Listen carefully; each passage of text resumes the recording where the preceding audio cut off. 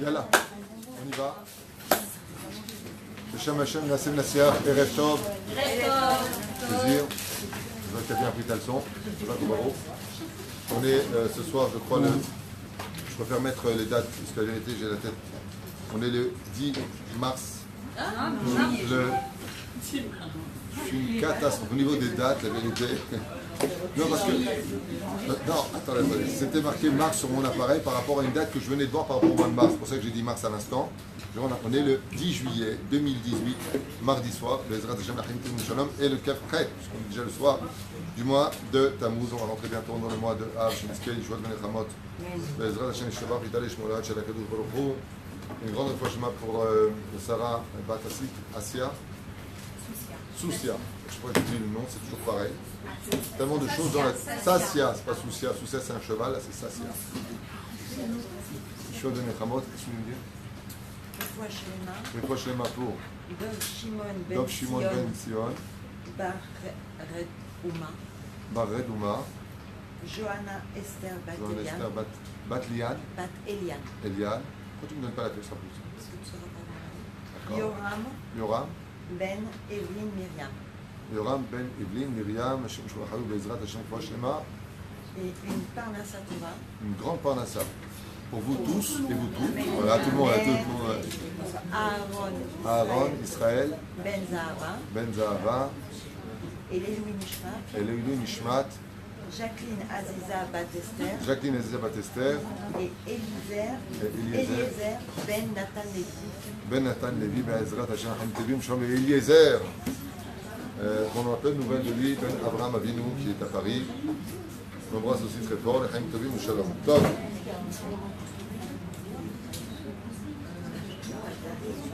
Il est déjà tard, donc toute notre liste, comme d'habitude, Bezrat Hashem, qu'on a l'habitude de lire tous les matins, les Nishmat, les Otam Anashim. On commence dès maintenant le Shiur. Je suis ni surpris ni étonné parce que, quelque part, le Chachamim nous avait dit que la Géoula viendra des femmes. Le Beth Midrash est pratiquement plein, donc ça veut dire que vous êtes très nombreux ce soir.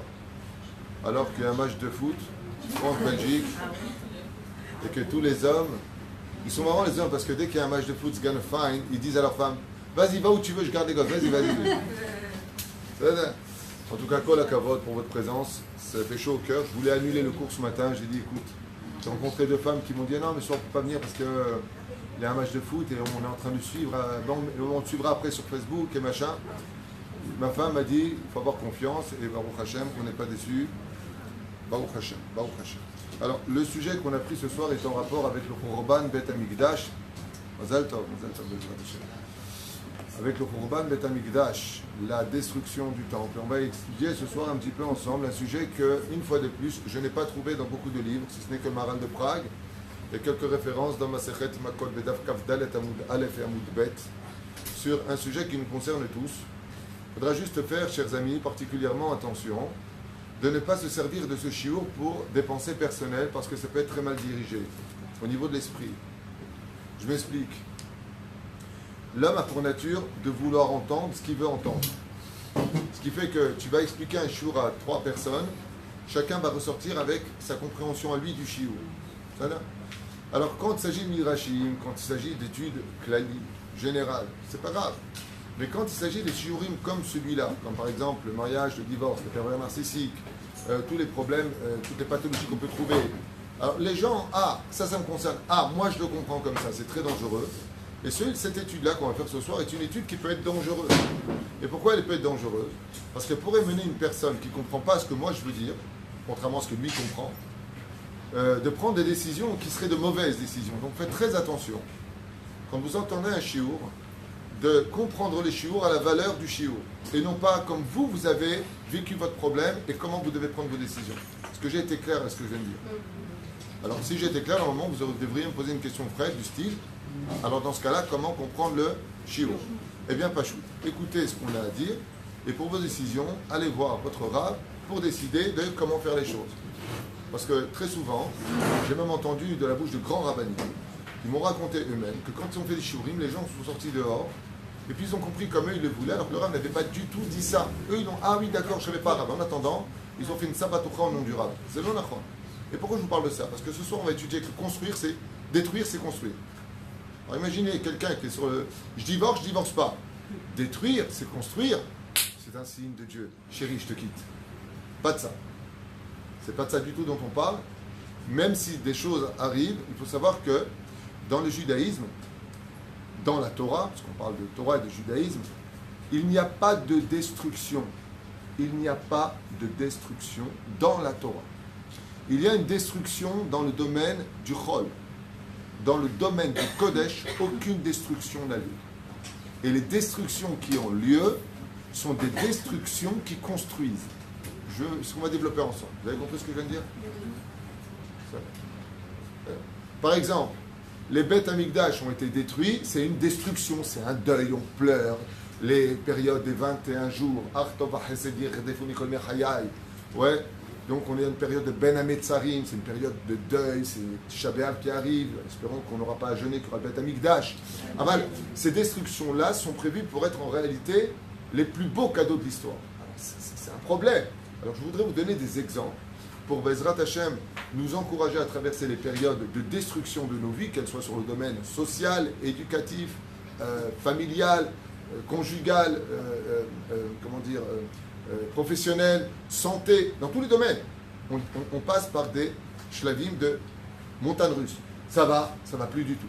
Je vois des gens, comment ça va? À la panique. Comment ça va? Baruch Hashem. Comment ça va? Yeto. Yeterto. Allez, va. Aujourd'hui, on est face à une situation, Bémet, ce genre de shiurim ne sont pas souvent enseignés. On parle souvent de la tikva, comme je t'ai dit tout à l'heure. J'ai regardé dans mes livres, on parle de l'espoir, on parle de je ne sais pas qui, pas quoi. C'est pour ça que j'ai gardé un titre qui reste dans l'espoir passe par la destruction. Et effectivement, dans la Torah, ça passe par cela. Voilà. Donc j'ai préparé ce cours, je vous dis franchement, en 5 minutes ici, entre Mitra et Arvit. Je ne sais pas ce que ça donnera, je ferai de mon mieux.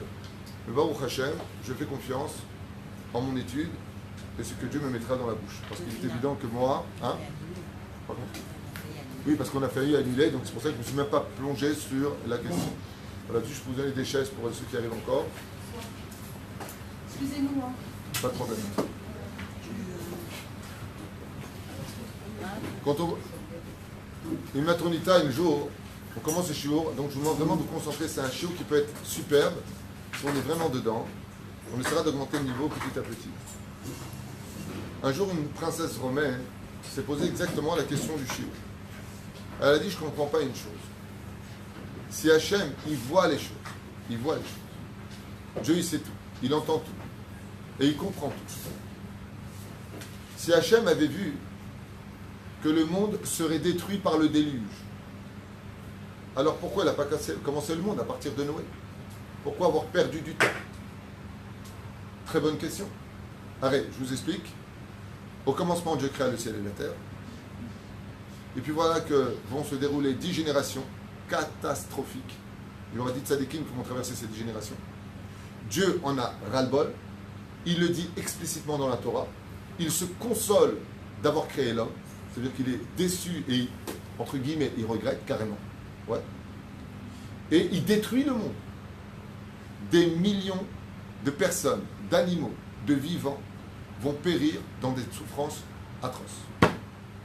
Et Dieu, une fois que le monde est enseveli sous les eaux pendant une année, 40 jours, 40 nuits, mais pendant une année, la terre est imbibée d'eau, jusqu'à ce qu'elle descende totalement, Yudzaïn Becheshvan, d'un coup, un homme sort d'un lieu de destruction, qu'on appelle l'arche, avec tous les animaux par couple, impur, un couple, pur, 7 recoupes. Il sort de là-bas et il reconstitue l'histoire de toute l'humanité par 3 fils. Shem, Ham et Yafet. 3 noms qu'on retrouvera dans la Bible. Cette matronita qui lisait la Bible s'est posée une question. Et la question qu'elle se pose, c'est la question qu'on développe. Pourquoi passer par la destruction pour construire la suite? Rabbi aussi lui a répondu, si j'observe bien votre ventre, vous êtes enceinte. Elle lui a dit, Hamsha Aliyah. Pourquoi, madame, vous allez mettre un enfant au monde, sachant qu'un jour, dans l'avenir, à 120 ans, il va mourir? Il lui a dit, parce qu'il va constituer une histoire pendant sa période. Rabbi aussi lui a répondu, votre réponse est la réponse de Dieu. Ça veut dire que Même si la femme qui est enceinte, elle sait qu'elle va apporter un enfant, est-ce que la vie est simple de nos jours? Est-ce qu'on gagne facilement son argent honnêtement? Est-ce que c'est facile de trouver un khatan ou une kala? Est-ce que c'est facile, une fois qu'on est marié, de rester dans l'amour et l'harmonie d'histoire? Est-ce que notre vie, elle est tellement belle qu'on a envie d'avoir plein d'enfants? C'est la question que pose une Goya, princesse de Rome, Rabbi aussi. Elle lui dit, je ne comprends pas. Si les créateurs, ils savaient à l'avance tout soir, alors pourquoi il a détruit le monde? Et Rabbi aussi lui dit, pourquoi vous allez mettre un enfant au monde, sachant le processus, surtout à l'époque, dans cette Rome antique qui était immorale, où les femmes servaient vraiment de servantes et de Shemishmor au lit pour les hommes. C'est Shemishmor ce qui se passait. En un instant, pour un mot de travers ou un truc, on te coupait la tête. L'empereur avait un droit de pouvoir sur la vie et la mort des hommes. Elle lui dit parce que la vie vaut, malgré tout, même par épisode, le coup d'être vécu. Et Rabbi aussi lui dit, c'est pour cela que Dieu a créé cette période. Cette période-là est une période de ronces qui donnera plus tard des roses. Donc on passe automatiquement par une situation de déluge, de destruction, parce qu'il va falloir reconstruire les choses. Ça, c'est parce qu'il s'est débarrassé de la matronita. Dans la Kabbale, si on rentre dans l'étude ésotérique, c'est très simple. Pourquoi, Béhémet, on est obligé des fois de détruire pour reconstruire? C'est très simple. Un binyan, un immeuble, quand tu le construis, il est composé de deux niveaux. Il y a ce que tu vois, et puis il y a ce que tu ne vois pas. Il y a ce que tu vois, c'est l'immeuble qui fait 30 étages, 50 étages, on s'en fiche. Et puis il y aura ce que tu ne verras pas. Et ce que tu ne vois pas, c'est les fondations. Et les fondations sont toujours presque à un tiers de profondeur de l'immeuble pour qu'ils puissent le maintenir. Quand les fondations dans la Kabbale, on nous explique, sont touchées, tu es obligé de tout détruire jusqu'à la racine. Ce qui fait que tu es obligé d'arriver donc à une destruction totale. Donc tu vas raser un immeuble, ouais, mais tu ne rases pas que l'immeuble. Tu es obligé de retirer toutes les fondations et de le reconstituer dessus. Tu es obligé de reconstruire ce qui va lever toute l'histoire. Ce qui fait qu'à l'époque du déluge, Rachid, dans ses mots très très très limités, nous donne des horizons qui n'en finissent pas, c'est sa grandeur, peu de mots pour beaucoup de choses, vient nous dire que Dieu n'avait pas le choix que de détruire le monde, parce que l'atmosphère était totalement pourrie. Ce qui fait que même une personne qui serait née pendant cette période, en respirant l'air, ne fréquentant personne, en respirant l'air, serait devenu un animal lui-même, quelqu'un d'ingrat, d'orgueilleux, qui serait parti avec les singes, les poissons, qu'est-ce qu'il avait à faire? Pourquoi? Parce que toute l'atmosphère était devenue tamée. Donc si c'est l'atmosphère, c'est de l'air. Qu'est-ce que fait le Créateur du monde? Il va reconstituer une vie à travers la mort. Je m'explique. Le seul endroit où l'air ne peut pas exister, c'est l'eau. Seul endroit. Tu prends de l'air, tu la mets dans l'eau la vomit, elle l'extériorise, elle la jette. Donc pour purifier l'air, il fallait que le monde soit sous l'eau. Donc est-ce que c'est une destruction ou une reconstruction?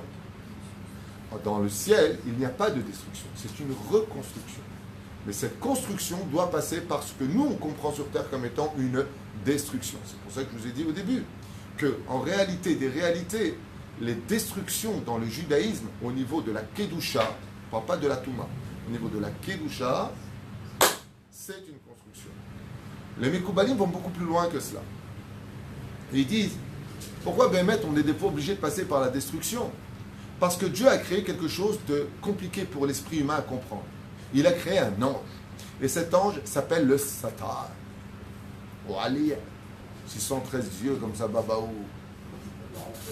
Et il lui a donné une armée, plein de babaou. Et ils ne sont pas gentils. Seulement Dieu leur a donné un pouvoir. Quel est ce pouvoir? Le pouvoir de pouvoir contredire les plans divins tels que Dieu veut bien leur présenter dans l'histoire. Ça concerne Dieu et sa personnalité. Il s'est lancé un pari, il s'est créé un adversaire qui est un sous-fifre, ne l'entendez pas autrement, contrairement à la chrétienté qu'on a fait le diable et Dieu, Chazvé Shalom. C'est un ange qui a un haut grade et qui a été créé pour déjouer les plans divins sur le libre arbitre de l'homme. Dieu nous demande de le faire, il permet à cet ange d'avoir la possibilité de nous dire dans notre cœur, ne fais pas la volonté d'Hachem. Est-ce que c'est clair? Il faut faire attention à ce qu'on raconte pour que ce soit bien compris. Maintenant, cet ange-là, on va le considérer comme étant, comme le disait Mekoubalim, un chien. Parce qu'il ressemble à un chien. Les démons, les anges qui servent les forces du mal ressemblent à des clops, à des chiens. Riri. Mais ils ne sont pas gentils comme Riri, hein. Ce n'est pas des petits Yarcher ou des comment ça s'appelle, des caniches, hein. C'est plutôt des pitbulls ou des rottweilers. Ils ne sont pas sympathiques. Et ils sont puissants. Qu'est-ce qu'on fait quand on a un chien qui nous casse les pieds quand on veut aller quelque part? Donc le docteur ici, Naoum, nous dit, c'est pas compliqué, on lui jette un sucre sur la droite. Et qu'est-ce que fait le chien ou un morceau de viande? Tu lui jettes un morceau de viande, le chien, il sent, et entre garder son poste et puis manger un morceau de viande, en général, il va manger son morceau de viande que tu lui as lancé. Des fois, le créateur du monde, il détruit quelque chose pour que le Satan ait de quoi dire, Hachem ne m'a pas créé pour rien. J'ai réussi quelque chose, j'ai quelque chose à faire. Mais en réalité, pourquoi Dieu fait ça? Dieu va détruire pour construire. Pendant que le Satan, que lui-même a créé pour un jeu qui nous dépasse, c'est pas un jeu, c'est très puissant, on n'a pas un esprit assez puissant pour comprendre ce dont on parle, eh bien Dieu il va jouer à des jeux. Je vous donne 2 exemples. Tu n'as pas de temps rapide? Ok. Il dit à Abraham, Abraham, je ne te parle plus parce que tu es avec Lot. Il lui dit l'autre? Il dit ouais, très bien. Bon, Lot, tu schlingues, dégage. Tu vas à droite, je vais à gauche, tu vas à gauche, je vais à droite. Vous connaissez le pshat, c'est pas tout ce que ça veut dire, mais on va rester dans le pshat. D'accord? Et il envoie Lot où? Pas à Lot et Garod, mais il l'envoie à Sodome et Gomorre. Alors lui, il décide de partir à Sodome et Gomorre. Zekch, Abraham, toute ta famille, elle est morte. Ton père vient de mourir. Ok? Le seul qui te reste, c'est ton neveu, fils de Haran. Ok? En plus, c'est ton beau-frère, c'est le frère de Sarah. Tu l'envoies à Sodome et Gomorre. Il dit, ouais, Dieu ne veut pas que je reste avec. Là où il veut aller, qu'il aille. Pourquoi tout ça? Bien parce que le Yetzer Hara avait les yeux fixés sur Lot, et donc il était complètement sur lui, parce que de lui devait venir le Mashiach. Effectivement, de lui est venu le Mashiach. Quand il est parti avec sa fille, et qu'est né un enfant du nom de Moab, viendra plus tard Ruth, qui donnera David, qui donnera le Mashiach. Donc, qu'est-ce que fait Hachem, dit Zohar Kadosh? Eh bien, il va faire en sorte qu'on va jeter un morceau de viande à droite. Allez, qui c'est? C'est Lot. Donc le Satan, il voit que Lot, il va à Sodome et Gomorre, il finit le mec. Il laisse tomber Lot, il ne fait plus attention à lui. Donc Lot peut se permettre d'arriver à travers l'inceste, donc l'impureté, la destruction la plus totale d'un père qui va avec ses 2 filles. Mais en réalité, quoi? Le Satan a dit, c'est tellement impur, c'est tellement détruit son histoire que c'est impossible que de là-bas germe l'espoir du peuple d'Israël. C'est impossible. C'est trop tamé. C'est trop détruit. Eh ben non. C'est de cette destruction qu'est née la lumière du Oro Shel Mashiach. Deuxième exemple. On continue avec ça. C'est ce que je veux. Deuxième exemple. Yehuda. Yehuda, le tzaddik. Yehuda, fils de Yaakov. Il marche sur la route comme ça. Il a perdu déjà 2 fils. Il ne sait plus quoi faire. Destruction, on se rend compte pour un père. Tzaddik et Sodolan, il perd Onan et Er. 2 fils.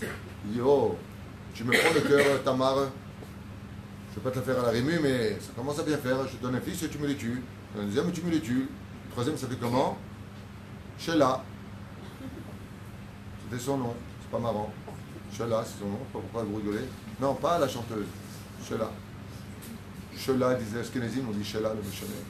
Et je ne vais pas te donner le troisième. Et pourquoi? Et tu vas me le tuer. Tu es trop belle. Ok, très bien. Qu'est-ce que fait Tamar? Eh bien, elle se déguise en prostituée sur le chemin d'Avod. Et puis, d'un coup, le côté animal envahit 100% Yehuda. 100%. On parle de Yehuda ben Yaakov, chef du Sanhedrin, roi d'Israël. 100% Tex-Avril. 100%. Qu'est-ce qui lui arrive? Une douche froide. Non. Il va vers elle et il la met enceinte. 2 enfants. Quand le Satan, il a vu que le prince de la Torah, le chef de ses frères, il fait un tel acte, il a dit, toi, c'est sûr que tu es disqualifié. C'est le morceau de viande. Destruction de Yehuda. Et qu'est-ce qu'il dit? Regardez ce qu'il dit. Ta bru, Tamar, s'est prostituée, jetez-la au feu. Parce que c'est la fille de Cohen. Cohen, c'est pas lapidation, c'est le feu. Comment tu dis une chose pareille? Tamar dit, d'accord, pas de problème. Je ne veux pas t'humilier, je ne veux pas dire que c'est toi, mais que celui qui reconnaît ces 3 signes, eh bien, s'il veut intervenir, qu'il intervienne. Yehuda se lève et dit, Tzadka mimeni. Qu'est-ce qu'on aurait pu penser de ça? Le Zohar nous dit, le Satan, il s'est frotté les mains. Il a dit, waouh. Imaginez le grand rabbin d'Israël, on apprend qu'il est parti avec la prostituée de Tel Aviv, numéro 1, ou de Beersheba, ou peu importe quelle ville, c'est pas important, d'accord? Et on le prend en photo de sortir d'une maison de prostitution, maison rose. Vous imaginez, le lendemain, comment il s'assoit sur sa place de grand rabbin d'Israël? Ouh, Le Satan, il dit, mon Dieu, devant le Sanhedrin, les journaux Yediot Haronot, arrête, première chaîne, deuxième chaîne, on a attrapé un Haredi qui a fait une faute. Yes! Ou plutôt, yes! C'est encore une façon de faute. Publier les choses. On est heureux! Quelle destruction! Eh ouais, Bibi vient de naître. Peret Zerach. Deux tzadikim, deux grands personnages qui viennent du monde de la destruction, du lachonara, des pires choses sur terre. Et on pourrait continuer comme ça, in vitam aeternam, avec Abraham Avinu qui est obligé d'être détruit. Il perd son père, sa mère elle meurt, il se retrouve en train de partir vers un pays, il ne sait pas où, il y a la famine, et puis il descend en Égypte, les 10 épreuves d'Abraham qu'on jette au feu, et ça finit avec un fils qu'on lui dit on va le détruire. Il monte sur le Misbéach, et grâce à cette destruction qu'Abraham accepte à vie, nous, on sera pardonné tous les Rosh Hashanah. Et la Torah est pleine. Je vous pose des exemples. Toute la Torah est remplie de destruction qui te montre que c'est une construction. Je vais vous donner un dernier exemple de la Torah. C'est pas grave, je me permets de traîner un petit peu, c'est pas grave. Un très très bel exemple. La faute du veau d'or. Vous me diriez, non, le veau d'or. Comment est-ce que Aaron, qui a fait lui-même le veau d'or, appelle la faute du veau d'or dans la Torah? Question pour un champion, veuillez buzzer. Comment est-ce que Aaron appelle la faute du veau d'or dans la Torah? Ki chag lachem machar. Car demain, ce sera une fête pour Dieu. Alors, je ne comprends pas. Il y a 3000 morts. L'étape de la loi vient d'être détruite. La Torah qui devait se lire une seule fois est restée gravée dans notre cœur. Oublie. Maintenant, on va passer à une Torah qu'on devra écrire, la Torah écrite. Elle est plus gravée. Ça veut dire pour comprendre quelque chose, il faudra revenir 100 fois dessus. Quelle chute, quelle destruction. Il n'y aura pas une génération, nous dit la Gemara, où on ne paiera pas tous autant qu'on est la faute du veau d'or. Comme des tachloumim. Tous les mois, on paiera quelque chose pour réparer la faute du veau d'or. Comment est-ce qu'il appelle ça, Aaron? Demain, une fête pour Dieu. Quel est le plus beau jour de l'année juive selon la Gemara? Le plus beau de toute l'année juive. Lo hayu yamim tovim li Israël est là. Alors, et quel jour encore? Mais on n'a pas le temps. Yom Kippourim. Yom Kippour. Grâce à quelle destruction est né le jour où on est tous habillés en blanc? Et je ne sais pas si vous allez comprendre ce que je vais vous dire. Le mec, il arrive à Kippour. Toutes les fautes qu'il a faites dans toute l'année, il regrette. Dieu lui dit, tu ne me dois plus rien. Les Mahadabar Domé. C'est comme si que quelqu'un doit 10 millions de dollars à l'autre. Il vient le voir et il lui dit, écoute, je dois te rembourser les 10 millions de dollars, mais je te dis franchement, je regrette de t'avoir mis dans cette situation et de te les avoir empruntés. Si j'avais pu faire autrement, j'aurais fait autrement. Et le mec, il lui dit, tu ne dois plus rien. Tu réverbères ou là tu dois roter. C'est du même niveau de lourdeur. C'est pas possible.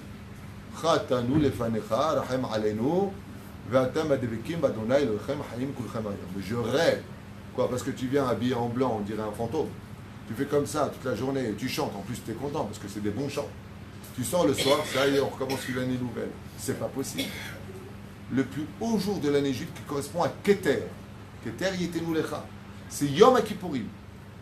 D'où vient cette fête de Kippour? De la faute du veau d'or. Et on a eu la destruction, le veau d'or, et elle a donné la fête la plus merveilleuse que la Gemara nous dit. Lo hayu yamim tovim. Il n'y a pas eu des jours plus beaux que quoi? Les destructions dans la Torah viennent toujours t'annoncer une énorme construction. Tant que tu restes dans l'Akdusha, tant que vous êtes dans la Torah, le message pour nous aujourd'hui, il est simple. Si tu es dans la Torah, si tu es dans l'Akdusha, si tu travailles vraiment pour Hachem, pas pour ton orgueil, si tu te sondes dans ta Avodat Hachem, et que tu vois des choses qui ne vont pas, qui vont se détruire, ne t'inquiète surtout pas. Surtout pas. La voiture qui ne marche pas, la maison a des problèmes, et les trucs vont. Tu sais pourquoi il fait ça, Hachem? Qui ou bonnet les chad d'avar nifla, tellement beau et merveilleux que tes objets que tu as dans tes mains, ils dérangent. J'ai besoin de les pousser. Avalimata besitra hara, ça c'est pour celui qui est dans la Kdusha, mais celui qui est dans les forces du mal, alors à lui on lui répond, où sont les Babyloniens? Disparus, détruits, définitivement. Qu'est-ce qu'on est ressorti de bien? Rien. La destruction a été leur destruction.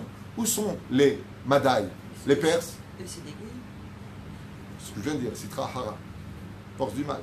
Où sont les Perses? La grande Perse, on a fait des films. Plus rien. Où sont les Grecs? Station balnéaire. Où sont Édom, la grande Rome? Disparu totalement.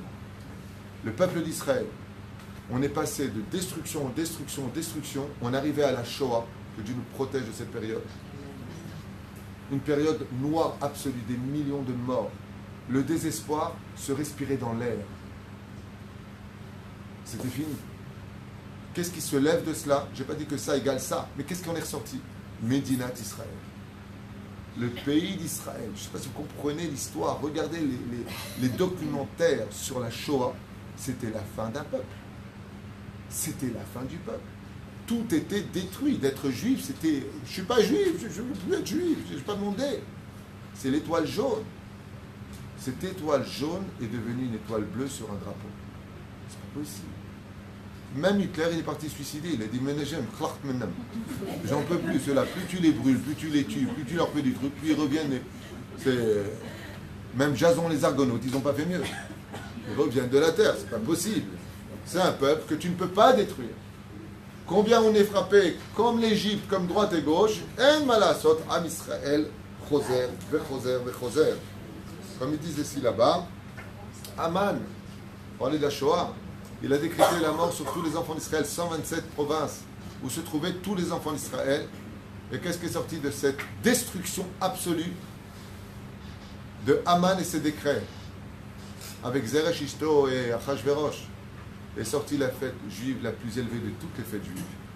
Plus la destruction a été programmée pour être grande contre nous, et plus ce qui en ressortira deviendra la plus grande fête. Alors j'ai une question à vous poser.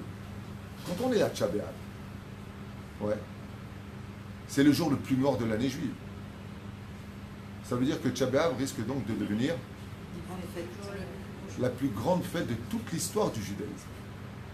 Plus tu verras la destruction s'abattre sur toi, si tu restes dans la Kedusha, n'oubliez pas ce détail, si tu restes dans le domaine, dans le camp d'Hachem, plus tu verras les choses se détruire, plus tu comprendras que Hachem a besoin de faire de la place pour te donner quelque chose de beaucoup, beaucoup plus grand, beaucoup plus beau et beaucoup plus constructif. Ken. Comment savoir si on est dans le camp d'Hachem? C'est pas shoot meod. Il faut voir le Shulchan Aruch. La question, c'est comment on peut savoir si on est dans le camp d'Hachem. D'abord, Baruch Hachem, chaque juif, à mon avis, a tellement de mitzvot à son insu qu'on est tous dans le camp d'Hachem. Dans le camp d'Hachem, ça veut dire qu'on fait ce que la Torah nous demande. Par exemple, une fille rencontre un homme, d'accord? Et puis, ils vont commettre l'erreur, une fois de plus, par faiblesse, et puis par manque d'amour, et puis tout ce que tu veux, d'aller ensemble. Et puis, ça se détruit. Alors, elle ne peut pas dire dans le cours, ouais, mais le Rav, il a dit, tout ce qui se détruit, c'est pour que ce soit mieux. Ouais, mais c'était pas prévu que tu couches avec. Ça veut dire que tu t'es rendu tamé, tu l'as rendu tamé, tu as fait zera levatala.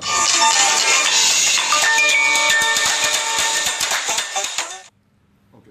Ce que je veux dire par là, c'est que tu restes dans le camp d'Hachem. Ça veut dire si une fille, elle fait un shidduch avec quelqu'un, qu'elle est restée propre, elle dit, oh baba, don't touch, il y a des lois, je suis dans le camp d'Hachem, ok?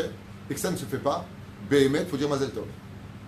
Mais des fois, tu peux perdre quelqu'un parce que tu as fait des bêtises avec.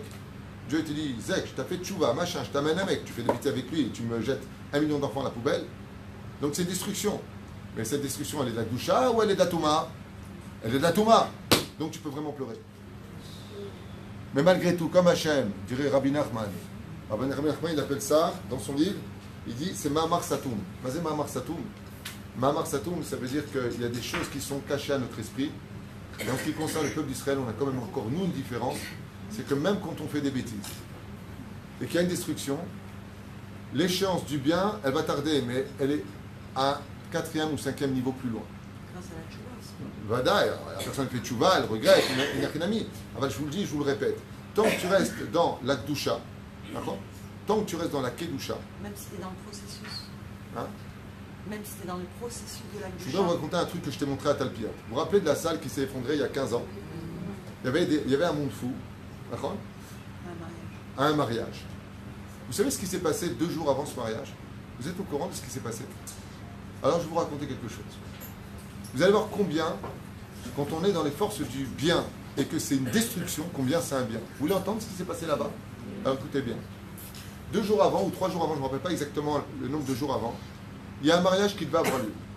Et le mariage qui devait avoir lieu, c'est avec un couple très sympathique d'Israéliens qui ont fait une totale teshuva. Et ils ont annoncé qui voulaient faire les danses séparées. À la fin, ils ont dit, on a étudié avec notre art, on veut faire aussi les tables séparées. Les gens ont répondu, on ne peut pas venir, ouais, ça me saoule, j'ai pas envie de venir. Ah, si c'est pour aller là-bas, je vois pas ma femme, alors quoi, mais mon fils est avec moi, je veux pas venir à ton truc. Au lieu d'avoir 350 personnes, ils n'ont même pas 150 personnes. Le peu qui était présent ont dansé, il ne s'est rien passé. Tout de suite après, il y a eu le mariage, avec 300 ou 400 personnes, je ne sais pas combien il y a de monde. Le sol s'est effondré. Il a dit, te rends compte, si j'avais invité tous mes invités, ils seraient tombés. Alors c'est vrai que quand tu fais un mariage prévu pour 350 personnes et que tu as 150 personnes, tu as les boules. C'est une grande destruction. À ta tzodek. Mais ils sont tous vivants. Mais si tu fais des danses mélangées, attends, moi je n'ai pas les comptes avec Hachem. Que moi je dise, ça s'est effondré parce qu'ils dansaient ensemble. Chas v'shalom. Moi je n'ai pas internet avec Hachem, savoir comment Dieu règle ses comptes. Parce que si c'était le cas, tous les mariages où c'est mélangé, tout devrait s'effondrer. C'est pas possible de dire une chose pareille. J'ai pas les comptes divins. Ah bah, ce qui est certain, c'est que lui, sa Gdusha, a sauvé tous ses invités.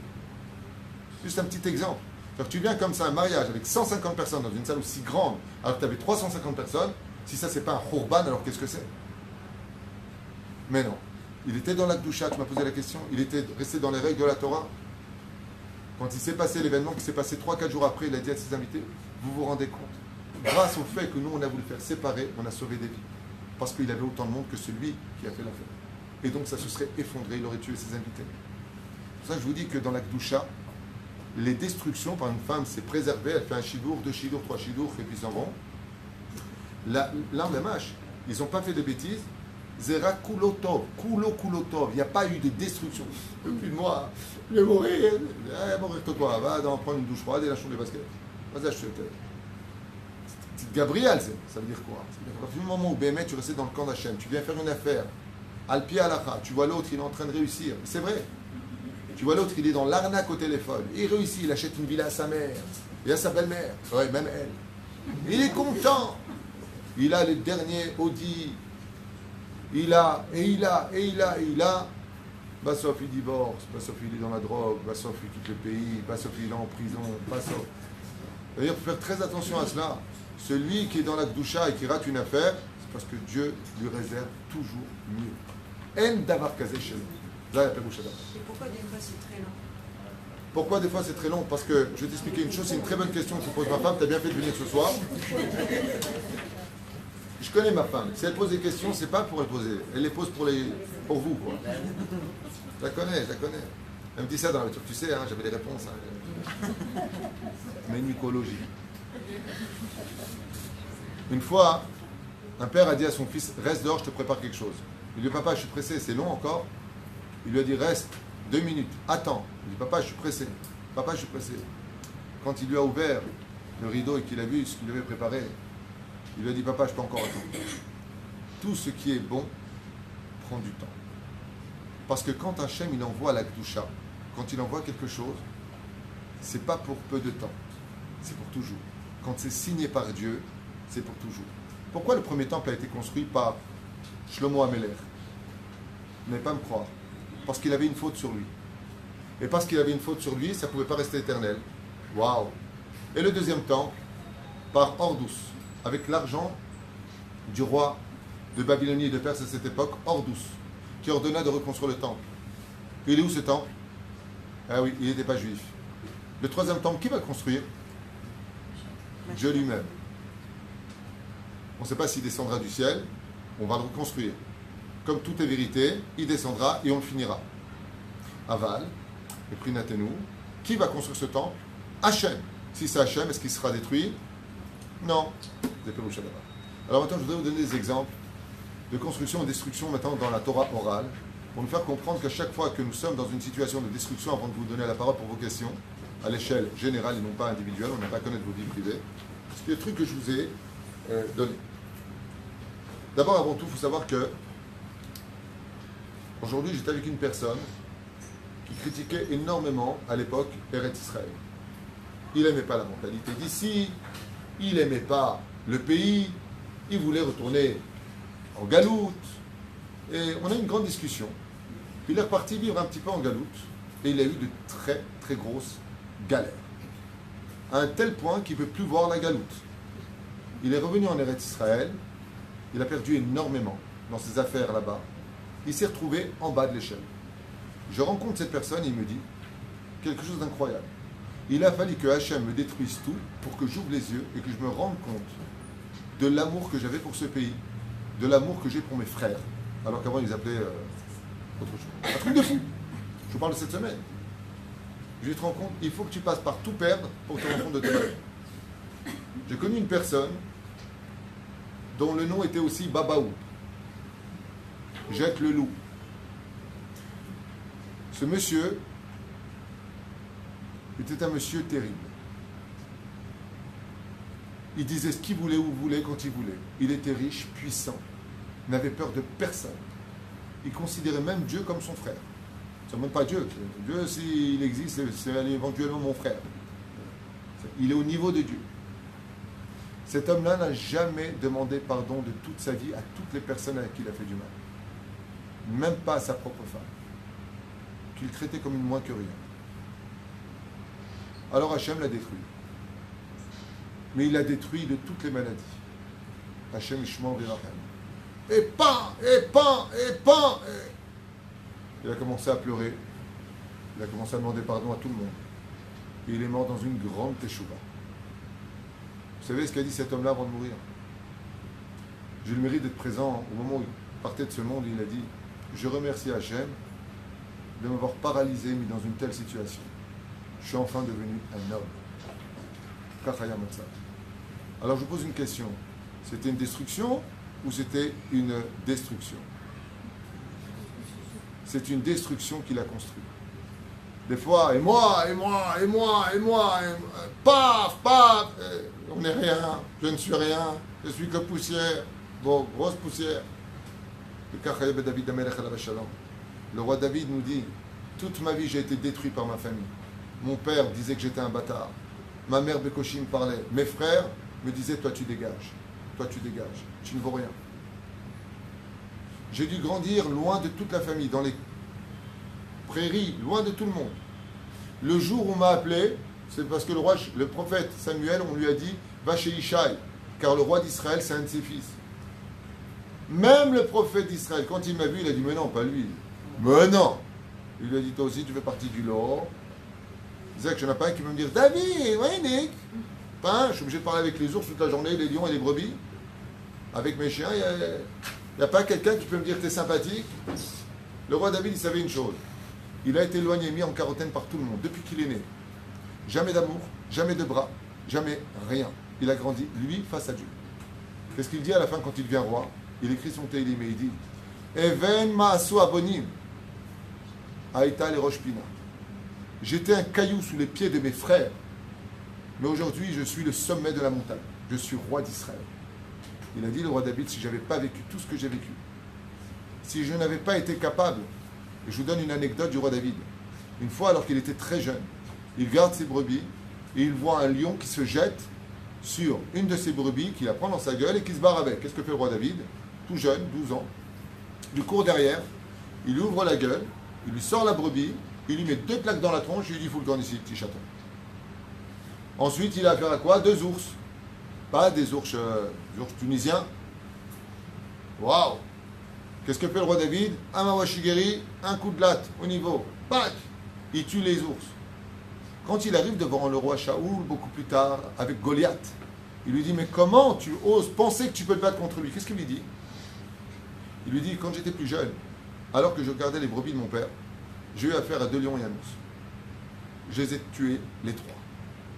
Il lui a dit: Bémet, il dit: proche Pinocchio, moi. Ve'alach ve'nefachliot melech Israël. Le Goliath, nous disent les Chachamim, t'es bien la Gemara comme elle est forte. Pendant 40 jours, au moment du Shema Israël, de la construction du peuple d'Israël, il venait insulter le Dieu d'Israël avec une voix tellement puissante qu'il était capable de faire une mise en pli. Je ne sais pas, vous comprenez, on faisait Shema Israël, et lui il disait comme ça: maudit soit votre Dieu, qu'il vienne me défier. Et rien ne se passait, un silence total, une destruction. Le roi Shaoul comme ça dans sa tente. Tout le monde mort de peur. Il dit: oh les mecs, ça fait 40 jours que j'attends, il n'y en a pas un qui veut sortir des rangs, se battre contre moi? 40 jours de destruction. 40 jours de quoi? De créer une ovule. Pourquoi? Chaque fois que la destruction se crée, C'est tout simplement pour laisser naître quelque chose de nouveau. Dougma lema davar domé, vous allez comprendre. Quand Akadosh Baruch Hu, il a créé le monde, où est-ce qu'il s'est mis, Hachem? Il s'est mis en retrait. En se mettant en retrait, il peut laisser le monde exister. Exemple, une femme tombe enceinte. Si elle tombe enceinte, vous avez déjà ouvert le ventre d'une femme avant qu'elle tombe enceinte? C'est de la graisse, des boyaux, du sang. C'est pas très appétissant. D'un coup, il y a une poche qui se crée, mais pas une petite poche, hein, pas un ballon. Une vraie poche imbibée d'eau. Et la femme est dans une situation délicate. Elle peut les varices, les aigreurs, pas très bien. Elle porte quelqu'un. Pour laisser place à la vie, on fait place à la destruction intérieure. Comme ça dit la Gemara, c'est pas de moi. Une femme, disent les Chachamim, qui a enfanté pendant 24 mois, selon une grande partie des poskim, ne jeûnera pas tous les jeûnes sauf Kippour et Tisha B'Av. Pourquoi? Parce que pendant 24 mois, c'est le temps qu'il lui faudra pour que ses membres se remettent totalement à leur place et guérissent de l'accouchement. Waouh! Ça veut dire quoi? Ça veut dire que la Gemara nous dit que quand une femme va accoucher, elle arrive presque jusqu'aux portes du départ pour donner vie à quelqu'un. Ça veut dire qu'il faut aller à l'extrême destruction pour donner vie à quelque chose. C'est ce qu'explique les Mekoubalé. La destruction engendre la construction. Le roi David arrive, met KO Goliath, lui coupe la tête et devient roi d'Israël. La question qui se pose, pour qui donc était venu le roi Goliath? Pour qui il était venu? Pourquoi il a insulté? Pourquoi il a détruit les enfants d'Israël qui pleuraient pendant 40 jours, ne savaient plus quoi faire? Pour la construction du roi d'Israël. Il a fallu 40 jours à l'image d'une ovule pour laisser naître les Achar Miken, la naissance du roi d'Israël, le plus grand roi de l'histoire, David Melech Israël Chai Vekayam. Si on n'était pas passé par cette destruction, comment il se serait dévoilé? Il fallait que vienne un homme du nom de Goliath et qu'il emmène tout le monde dans le désespoir le plus total au moment du Shema Israël qui représente le summum de notre judaïsme pour que la construction atteigne les fondations et que le roi Shaoul, qui ne faisait pas partie de la tribu de Yehuda mais de Benjamin, de Binyamin, qui n'a rien à voir avec la royauté, eh bien soit déraciné de sa place pour laisser place au roi David. Et pour cela, il fallait 40 jours et 40 nuits d'un homme qui revienne constituer l'ovule de la destruction pour la construction. Kipchuto. Davar Nifla. Quand on étudie la Torah comme ça, on se rend compte que Bémet, le désespoir, non seulement n'existe pas, mais qu'en réalité, le désespoir passe par la destruction. Donc pendant la période de destruction, en réalité, c'est le moment où on devrait être le plus en joie. Le plus dans le domaine de Baruch Hashem, qu'est-ce que me prépare Hashem? Mais cette question-là, on peut la voir que quand on a pris sur soi d'aller dans le camp d'Hachem. Hachem, comme le dit le roi David, Gam qui elech begei salmavet, même quand on dirait dans la vallée de la mort, les chrétiens ils ont pris ça pour eux pour aller à la mort, mais c'est pas du tout ça ton part. Gam qui elech begei salmavet, même quand je descends dans la destruction de ma vie, que ça va pas. Gam c'est un rajout. Qui elech begei salmavet, lo ira ra. Je n'aurai pas peur du mal de cette destruction. Pourquoi? Qui ata? Il m'a dit, parce que tu es avec moi. Depuis quand un homme il a peur d'une destruction dans sa vie, que ce soit le divorce, que ce soit la santé, que ce soit perdre quelque chose, s'il sait qu'il est avec Dieu? Et c'est ce que nous dit le roi David. Moi, tout ce que j'ai construit, on me l'a détruit. Tout ce que j'ai eu dans ma vie, on me l'a pris. Et pourtant, le roi David, il dit, si j'avais pas eu toutes ces épreuves, jamais, au grand jamais, j'aurais été le roi David. Chaque destruction a été ma construction. Je me suis construit. Les Français l'ont compris d'ailleurs. Ils le disent dans un proverbe. Ce qui ne me détruira pas me renforcera, me construira. C'est ça le domaine de l'épreuve. Hein? Me rendra plus fort. La Gemara de Masechet Makov, Kavdal et Amud Aleph, nous parle d'une histoire très bizarre avec Rabbi Akiva. Rabbi Akiva, il a l'air comme ça, Azil im Rabban Shimon ben Gamiel, Rabbi Eleazar ben Azaria, Rabbi Yoshua, ils sont partis sur le chemin. Alors qu'ils étaient à 150 km, ils ont entendu les Romains qui fêtaient la fête de Jupiter, de leur dieu, avec des hurlements de joie qui s'entendaient, ouvrez bien grand vos oreilles, à presque 150 km de distance. Vous imaginez les hurlements pour que ça arrive à tes oreilles? Ils se sont tous mis à pleurer, sauf une personne, Rabbi Akiva. Kulam Bachou. Ils ont tous pleuré. Et Rabbi Akiva, il s'est mis à rire. Ils ont dit à Rabbi Akiva, pourquoi je rigole? Et il leur dit, pourquoi vous pleurez? Il dit, comment? Des gens qui sont menteurs, violeurs, qui coupent des têtes, qui ont offert des cinémas, c'était les arènes, où on tuait des gens, sous leurs yeux, des enfants qui étaient dévorés par des lions devant leurs yeux. Et ils ont une telle joie. Et Dieu leur donne tellement de rire. À dire Rabban Shimon ben Gabriel à Rabbi Akiva, et tu veux qu'on rit? Amar lahem Rabbi Akiva, c'est pour ça que je rigole. Ils lui ont dit, explique-nous. Si des gens mécréants comme eux, qui fâchent Dieu toute la journée, ils ont un salaire parce qu'ils ont certainement dit bonjour à quelqu'un un jour et que Dieu leur donne leur salaire, et qu'on les entend à tellement loin de distance, 150 km, rire pour de la vodazara, pourquoi vous ne voulez pas que je rigole? Qu'est-ce qui nous attend, nous, comme salaire, qui faisons la volonté d'Hachem? Im otam elou, shemach issim aboré, si ces mêmes gens qui fâchent le roi des rois, tu les vois dans l'opulence, mais alors toi, qu'est-ce qui t'attend qui fait la volonté d'Hachem? On avance dans la Gemara et on tourne la page. Ils arrivent devant le mont du Temple, cette fameuse Gemara que tout le monde connaît. Masechet Makot Kavdal et Amud Bet. Et là, ils voient quelque chose et tout le monde s'effondre. En larmes, il faut des tichous, en vitesse. Ouah, ils hurlent. Qu'est-ce qu'ils voient? À l'endroit même où se trouvait le Kodesh à Kodashim. Un choual. Un renard sort de l'endroit le plus saint de l'histoire juive. Le Kodesh à Kodashim, là où il y avait l'Arche d'Alliance. Dans ce même lieu où se tenait le Kohen Gadol, une seule fois dans l'année à Kippour, il y a un renard qui sort. Un animal tamé et qui est considéré comme malin, faisant les forces du mal. Il sort de là-bas. Rabban Shimon ben Gabriel, Rabbi Elazar ben Azariah, Rabbi Yoshua, éclate en larmes, s'assoit par terre, déchire les habits. Et Rabbi Akiva, il voit le choual, il est heureux, il est bien. Ah, lui, il est bien. Non seulement il est heureux, en plus il regarde, choual, Baruch Hashem, je t'aime.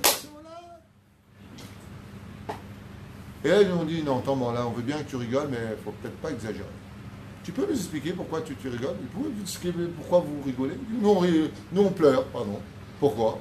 Parce que l'endroit le plus kodesh de l'histoire, alors que le premier temple a été détruit, que le deuxième temple est détruit, un des animaux les plus tamés sort de l'endroit le plus saint. Et tu veux quoi? Qu'on rigole? Amar lahem Rabbi Akiva. Amar lahem Rabbi Akiva. Justement, à propos de ce que rapportait Sraria, Shel Uria, il y avait un prophète du nom de Uria, qui avait dit comme ça, la reine Biglalchem Tzion Sedet Harash. À cause de vous, le lieu du Beth Amikdash sera totalement rasé. Pourquoi? Que des Shetibane Tzion. Et voilà ce que leur dit Rabbi Akiva. C'est bien. Le renard, quand il passe quelque part, c'est où en général? Dans les champs. Le renard est un animal qui passe dans les champs. Il traverse les gens parce que son domaine, c'est la forêt. Alors que là, on est en plein Jérusalem, au centre de Jérusalem. Vous savez que Israël est au centre des pays, que Jérusalem est au centre d'Israël, que le Beth Amikdash est au centre de Jérusalem, et que le Kodesh HaKodashim est au centre du Beth Amikdash. Tout est au centre. On est dans le compas des compas, c'est sympa. Il leur dit Rabbi Akiva. Mais c'est exactement pour ça que je suis heureux. Il dit pourquoi? Il dit parce que, qu'est-ce qu'a dit Uria? Quand il a fait la prophétie, il a dit, quand est-ce qu'on reverra la reconstruction du troisième temple? Quand le temple de Jérusalem sera devenu comme un champ, comme un sadé. Et quel est le signe de ce champ? C'est que le fait qu'un renard, il passe par ici. Maintenant qu'est passé ce renard, je suis rempli de sourires. Parce qu'on savait que le premier temple serait détruit. On savait que le deuxième temple serait détruit, on le savait. On le savait très bien. C'est marqué noir sur blanc dans plusieurs allusions dans la Torah. Si des gens comme moi le savent, Rabbi Akiva le sait pas, Rabban Gamliel le sait pas, Rabbi Yoshua, Rabbi Elazar ben Azariah le sait pas, tous le savaient. Il lui a dit, maintenant qu'on a vu les deux temples, et qu'un choual vient de sortir de là-bas, ça correspond exactement à la prophétie. Tant que le temple n'était pas considéré comme un champ, on ne pouvait pas attendre le Melech HaMashiach. Maintenant que ce choual est un signe, que ce Beth Amikdash est comme un champ, Baruch Hashem, pourquoi vous voulez que je rigole pas? Il vient de nous annoncer la reconstruction. Et si maintenant le Beth Amikdash doit être construit, il faudra donc que les deux autres soient totalement détruits. Mais absolument. Il faudra qu'ils soient absolument détruits. Et là, quand on pose une question intéressante, le Parchanim, ils disent, mais pourquoi Dieu a détruit le temple? Tchouva Pshuta, écoutez bien. Un jour, un père avait son fils à table qui lui manquait de respect. Il lui a dit, mon fils, tu parles avec ton père, je te demanderais de soigner un peu ton langage. Moi, je suis ton père, je t'insulte pas, je te crie pas dessus. Toi, tu es mon fils, tu me dois du respect, tu me cries dessus et tu m'insultes. Alors, je te demande de faire attention, parce que c'est en train de monter. Et le fils continue.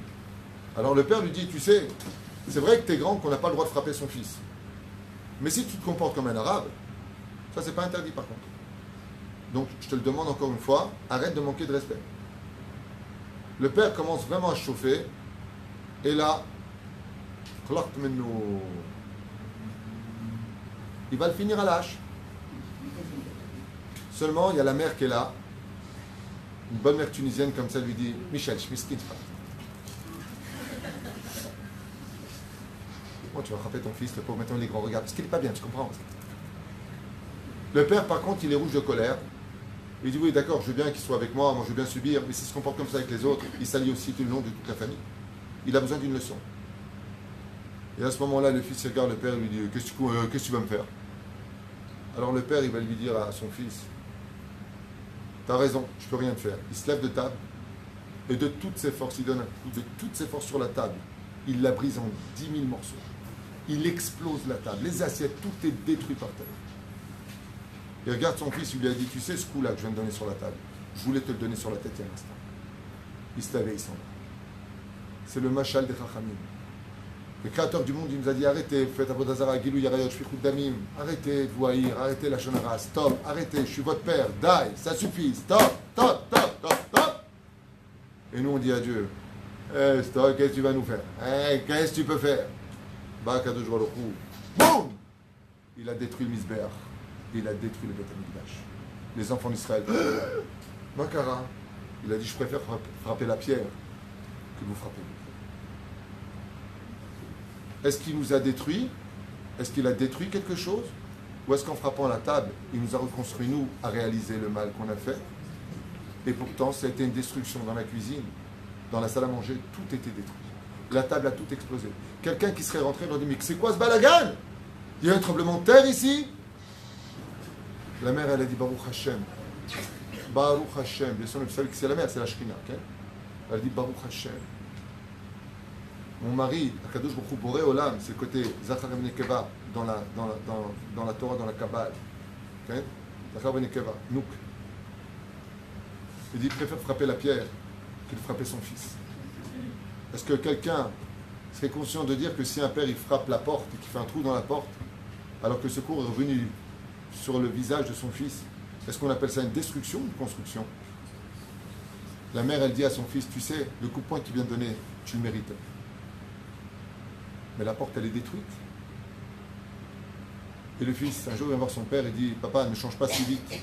Ne change pas si vite la porte. J'ai besoin de réaliser que j'ai été très loin et que j'aurais pu perdre tout mon visage. Todaraba, papa, que tu aies le contrôle de venir te prendre sur un objet et pas sur moi. Zema Shomer Boré Olam. Dvarim Niflaim Metukim Kadvash.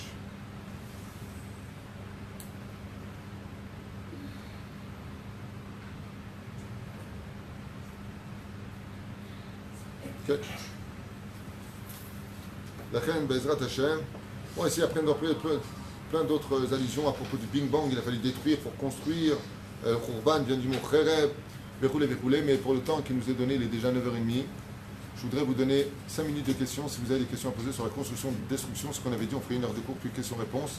On a dépassé l'heure. Je vous écoute. Orly. Juste, tu peux parler plus fort parce que Sidi. Vous avez parlé de la destruction, mais dans la Kedusha, ça reste dans la Kedusha. Vous avez parlé de Lot, qui a trouvé un cerf, donc c'est pas quelque chose de Kadosh, et après de là, c'est quelque chose de... Oh, excellente réflexion d'Orly qui dit, je voudrais revenir en arrière. On a dit que la destruction était construction si on restait dans le camp d'Hachem pour ne pas que ce soit une destruction qui mène à une destruction. Alors comment se fait-il que Lot, c'est une destruction qui mène à la construction alors qu'il n'était pas dans la Kedusha? Très bonne réponse, très bonne réflexion. C'est pour ça que la Torah va prendre du temps avec beaucoup de versets en nous disant que quand il a vu les invités, les anges qui venaient chez lui, il a risqué sa vie en disant il faut du sel, il faut les accueillir alors qu'il était le juge suprême de la ville de Sodome et Gomorrhe et qu'il a mis sa ville au péril, sa propre vie au péril, non, en danger, au péril de sa vie, je ne sais pas comment on dit, peu importe, pour justement accueillir. C'est la mitzvah de Arnasat Orchim qui a sauvé et donné à Lot la mitzvah de montrer qu'à ce moment-là, il a fait teshuva. Lot fera teshuva dans le sens où il accomplira la mitzvah de Achnasat Orchim. C'est pour ça que la Torah s'attarde beaucoup sur cela. Sa femme sera punie parce qu'on voit qu'elle ne la veut pas cette mitzvah-là en disant on veut du sel, on a des invités. Elle invite du monde et donc Lot se rachète par une mitzvah. Et on verra que c'est incroyable parce que le mec qui fait une mitzvah d'Achnasat Orchim, il a le mérite d'être un des maillons de l'histoire de la venue du Melech HaMashiach. Donc voilà pour ta réponse. Il est reparti dans le camp d'Hachem chercher une mitzvah et ça a été suffisant pour lui pour être un mérite et d'être sauvé. C'est là. Autre question.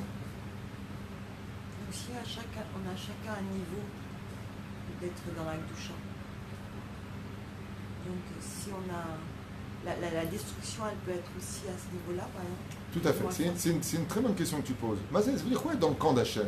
On n'est pas tous des babas salés et des mamas salés. Je veux dire, chacun à son niveau.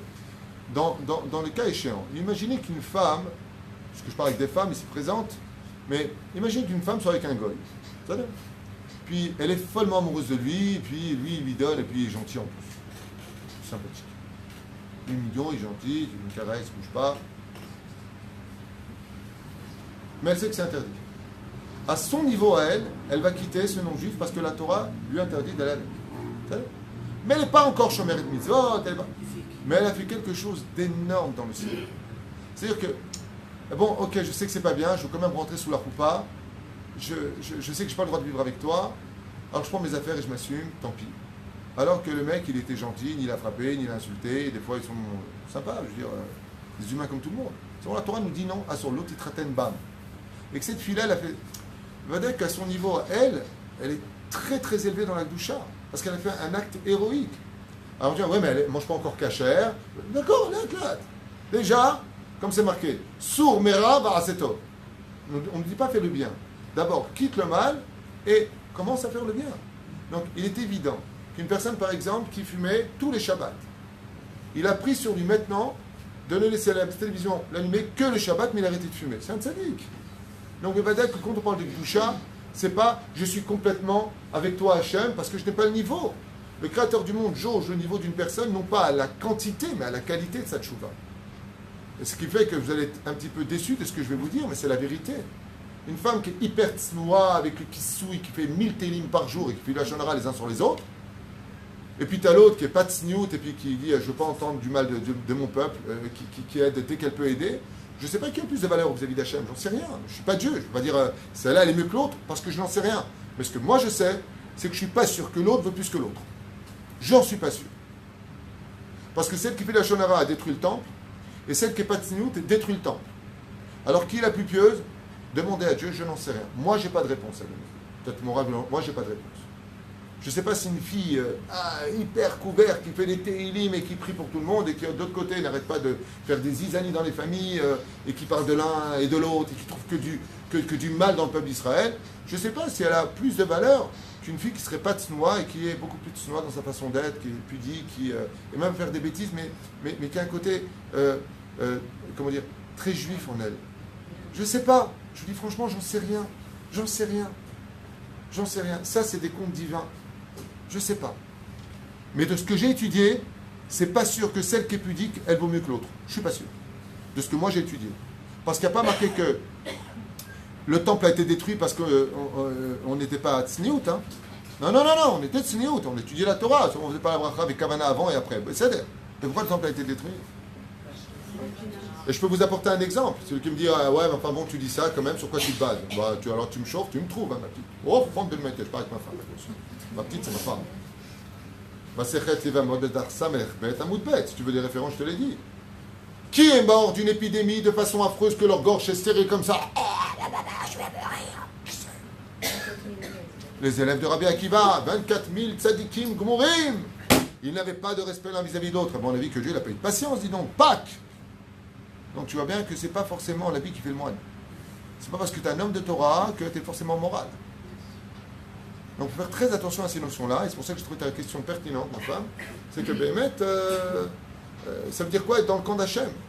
Il y a des gens qui les voient très simples, et ils en font tellement pour le peuple, ils se donnent tellement pour leur prochain, passe sur voiture, il vérifie que chacun a de quoi faire Shabbat. Alors c'est vrai, un pantalon, elle est toujours prête à la synagogue à aider, ou je sais pas, ils font des actes, ils vont apporter à manger des chayalim. Elle est là, aider.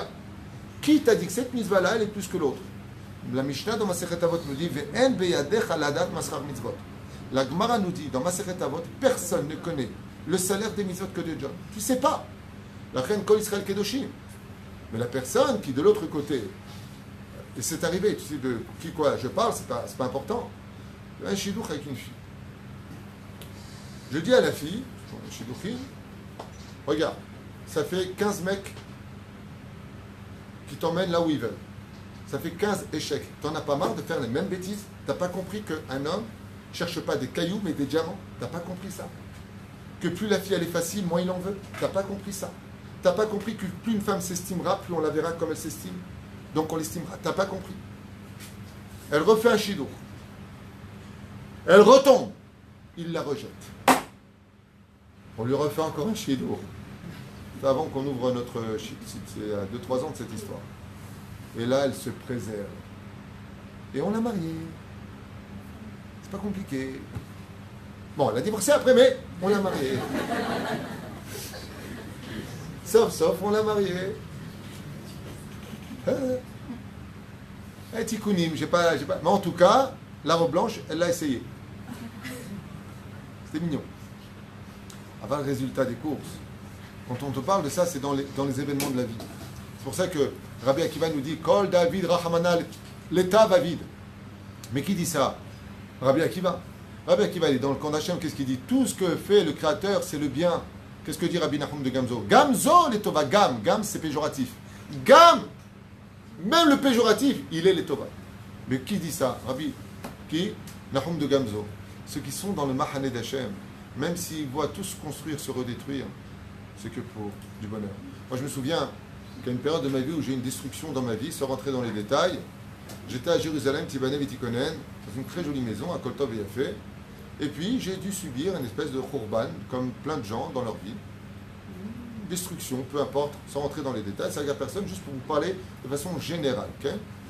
Et je me suis retrouvé, moi, qui avais l'opportunité d'être monsieur le grand rabbin à New York, en Guadeloupe, en France, des places extrêmement bien payées, récemment encore en Belgique, non, en Suisse, pour 70 000 shekels par mois, ce qu'on m'avait proposé.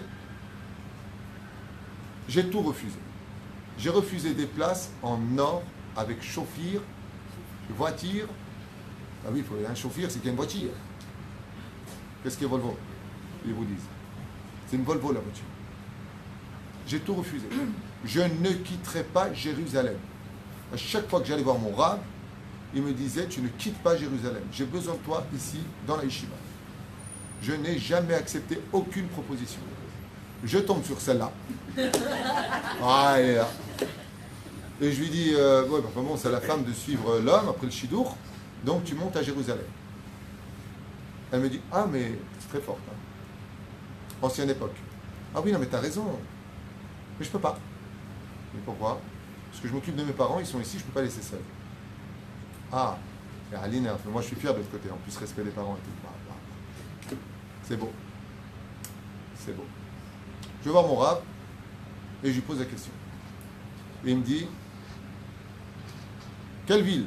Je lui dis, elle est d'Ashdod. Mon rab me fait comme ça, je vous promets, celui de la maison, mais c'était là d'ailleurs, parce que je te présentais à lui, pour avoir son accord. Il me dit, Ashdod, c'est Esh David. Descends à Ashdod, épouse-la et mets le feu à Ashdod. Fais un bête midrash comme tu as fait ici avec ton frère, remets le feu là-bas, fais faire tchouva aux gens, comme d'habitude, va et vas-y. Je lui dis, non, t'en mort. Là-bas, non, là-bas, non, là-bas, non. Et vous voulez que je descende, parce que tu descends de Jérusalem, c'est de descendre. Est-ce qu'on peut dire que c'était une destruction? Je n'ai pas cessé depuis 10 ans que je suis dans cette ville de construire comme j'ai pu. Pas dit, je ne me vante de rien, mais d'aider du mieux que j'ai pu, de construire comme j'ai pu toutes les personnes qui sont venues dans ce Beth Midrash. En leur disant des phrases que d'autres personnes n'ont pas eu le courage de dire. Des phrases qui sont enregistrées dans tous mes cours depuis déjà 3-4 ans et que je dis depuis 10 ans que je suis ici. Celui qui n'évolue pas dans ce Beth Midrash avec ma Torah, qu'il parte d'ici. Il est hors de question que je fasse stagner les gens. C'est vrai que j'ai de l'humour.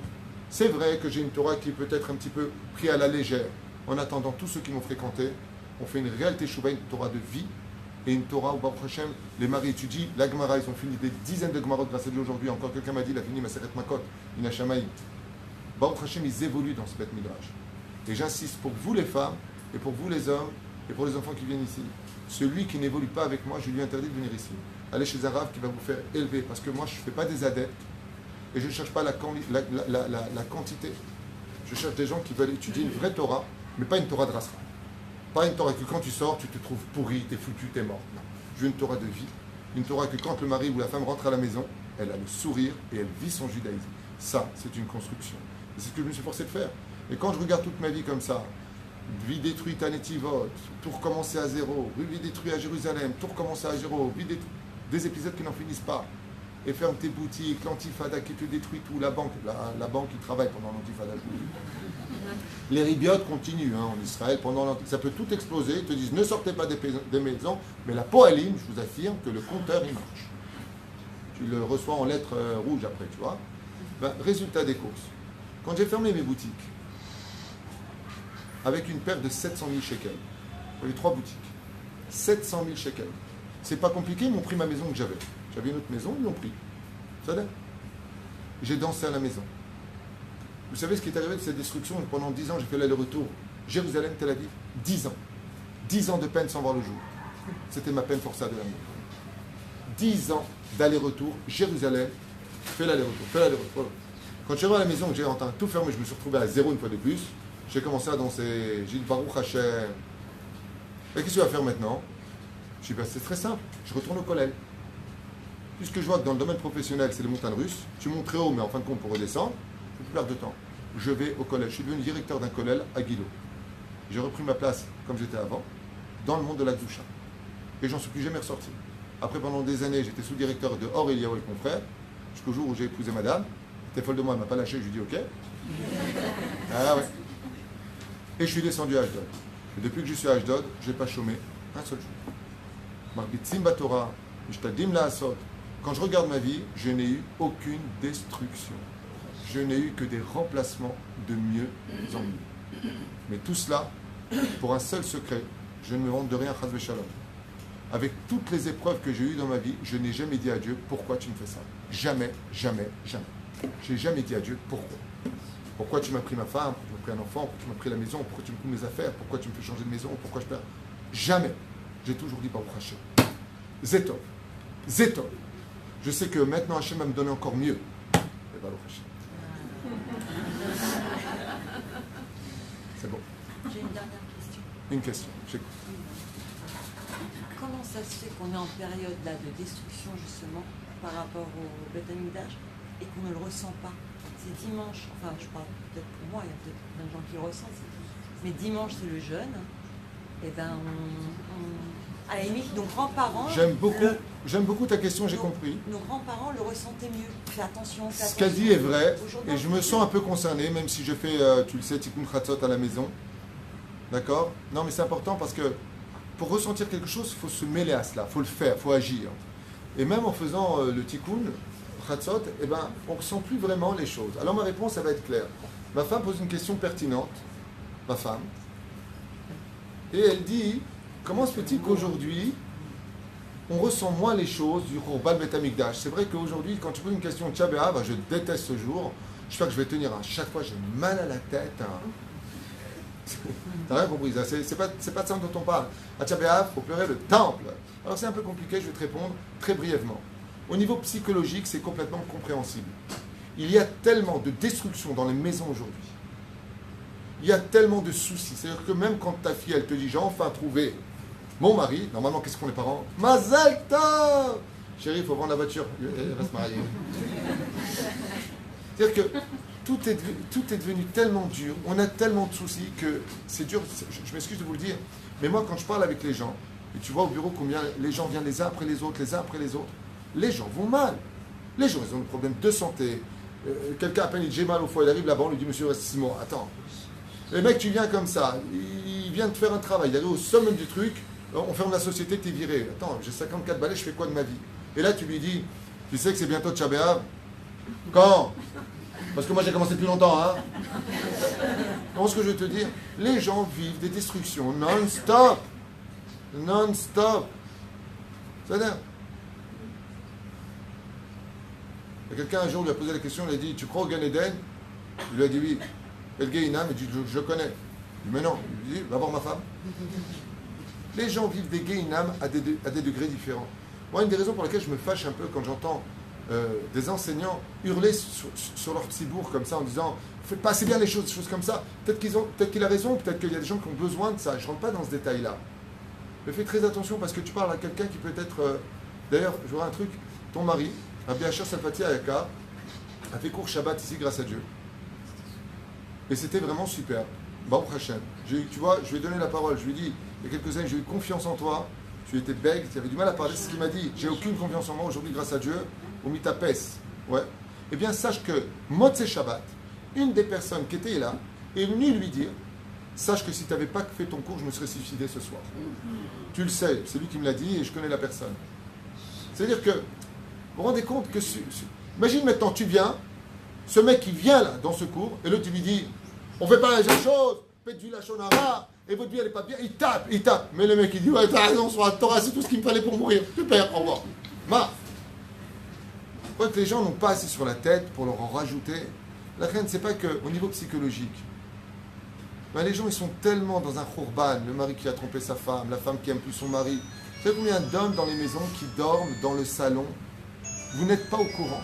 Vous savez combien d'hommes qui dorment dans le salon, la femme dans la chambre depuis des mois, ils n'ont plus rien à se dire. Vous savez combien de maisons il y a personne qui parle à personne, chacun sa life. Vous savez ce qui se passe dans les familles? Vous savez combien d'hommes qui sont avec leur femme parce que c'est leur femme, mais pas parce qu'ils l'aiment, ou le contraire. Alors quand tu leur parles de Tcha B'Av, ils te disent tiens, bienvenue au club. Moi, ça fait des années que ma vie elle est détruite. Des parents qui se mêlent de tout, des beaux-parents qui se mêlent de tout, des maris pervers narcissiques, des gens qui sont malades. Quand tout va bien, d'un coup, tu as le truc qui vient te frapper en pleine tête, tu t'y attendais pas. Combien de gens, toi-même t'en connais, ils avaient prévu de partir en vacances. Veille des vacances, tout s'annule. Combien il y a eu ça? On a un exemple dans notre famille. Le mec, il attendait depuis 2 ans ses vacances, il prend l'hôtel, il attend comme le machar, ça s'annule. Et là, tu lui dis, tu sais que c'est Tcha B'Av? Tu me gonfles, toi, Tcha B'Av. Ouais, ok, c'est Tcha B'Av. C'est pas que ça ne parle pas. C'est humain. Vous me dire que c'est humain. Ça, c'est la première explication au niveau psychologique. Maintenant, rentrons dans le domaine ésotérique. J'adore. Bevadaï. Et je vous expliquer pourquoi. Soukot. C'est Soukot. C'est la vraie Souka. On prend les planches de bois, comme j'ai vécu moi à Netivot en 1990. Les Soukot avant moi, quand j'ai fabriqué, il n'y avait pas les trucs qui se montaient en 2 secondes. C'était du bois et c'était des clous et t'entendais, c'était la petite maison dans la prairie. Hein. T'avais la fémine gale qui rentrait comme ça le jour du Soukot, tranquillos. Aujourd'hui, comment tu fais une souka? 10 minutes. Pac. C'est Soukot. Le temps a changé. Pessar, c'est Pessar. Tu veux manger un burger? Poisson ou viande? Hein? Tu veux des pâtes? Amotzilah minaret. Pourquoi? C'est Pessar? Pessar, c'était chez nous le boulot, le biscoutou, la louzada.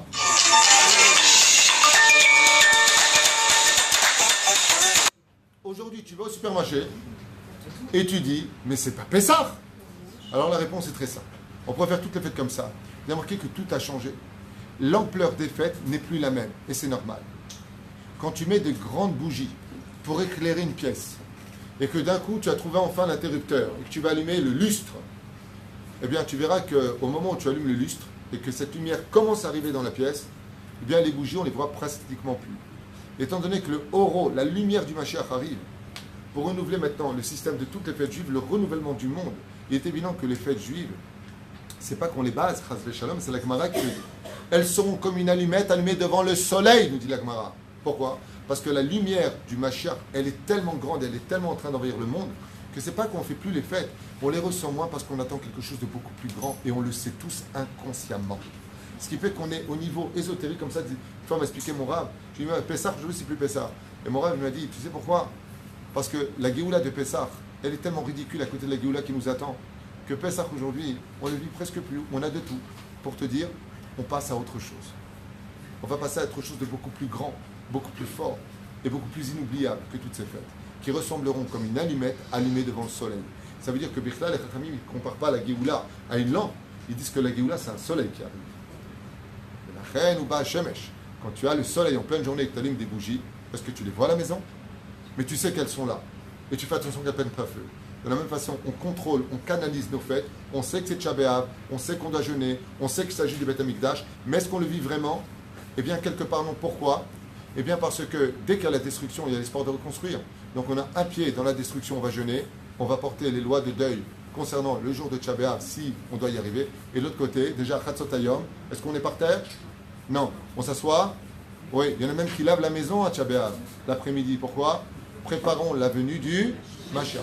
Quand est-ce que doit naître le Melech Mashiach? À Tisha B'Av.